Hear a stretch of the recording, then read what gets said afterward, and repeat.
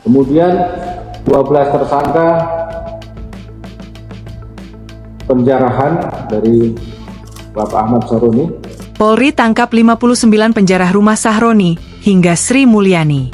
Kepolisian Republik Indonesia, Polri, menangkap puluhan orang terkait kasus perusakan fasilitas umum dan penjarahan rumah pejabat saat kerusuhan akhir Agustus 2025. Kemudian kasus menonjol lagi yang bisa kita ini di Polda Metro Jaya. Polda Metro Jaya ini telah menetapkan 59 orang tersangka yang menonjol. 2 orang tersangka, ini kami tampilkan juga ini ya, tersangkanya. 2 tersangka menyebarkan konten manipulasi data otentik. Berikutnya 5 tersangka perusakan halte Transjakarta di depan Kemendikbud. Ini adalah yang sudah kita lakukan penegakan hukum. Kemudian 12 tersangka penjarahan dari Bapak Ahmad Sahroni. Alhamdulillah sudah tertangkap 12 orang pelakunya. Ujar Kepala Badan Reserse Kriminal, Kabareskrim, Polri Komjen Syahar Diantono dalam konferensi pers, Rabu, 24 September 2025. Syahar merinci, dari total tersangka tersebut, 12 orang ditangkap karena terlibat penjarahan di rumah Wakil Ketua Komisi 3 DPR saat itu, Ahmad Sahroni. Kemudian penjarahan di rumah Bapak Eko Patrio juga sudah berhasil dilakukan penangkapan, ada 7 tersangka yang proses. Kemudian yang melakukan penjarahan di rumah Bapak Uya ini juga sudah bisa dilakukan penegakan hukum, ada 11 tersangka ditangkap.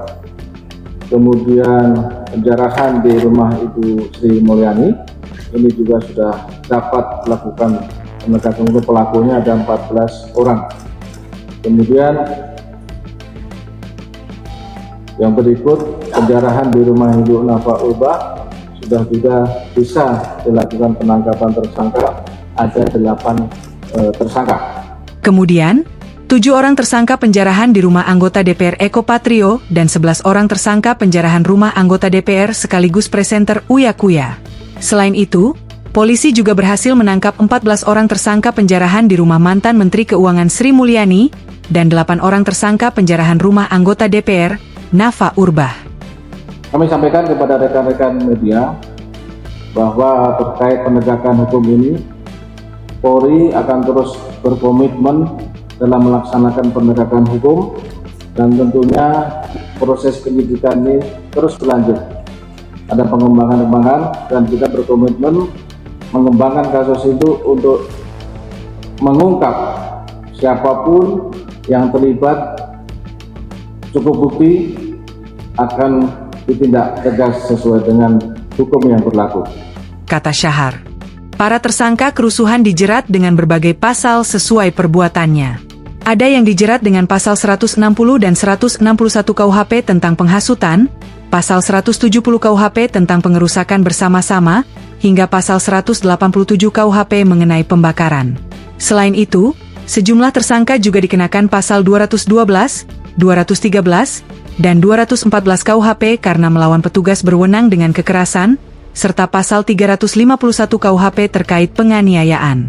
Untuk tindak pencurian, penyidik menjerat dengan pasal 362, 363, dan 366 KUHP yang mengatur pencurian maupun pencurian dengan kekerasan.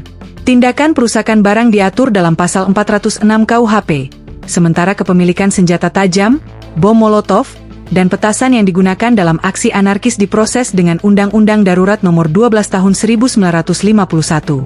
Selain KUHP dan UU Darurat, Polri juga menerapkan ketentuan Undang-Undang Informasi dan Transaksi Elektronik, ITE. Pasal 29 ayat 2, UU ITE digunakan untuk menjerat ujaran kebencian berbasis SARA, sedangkan pasal 32 ayat 1, UU ITE mengatur perbuatan manipulasi data elektronik. Download Tribun X sekarang, menghadirkan lokal menjadi Indonesia.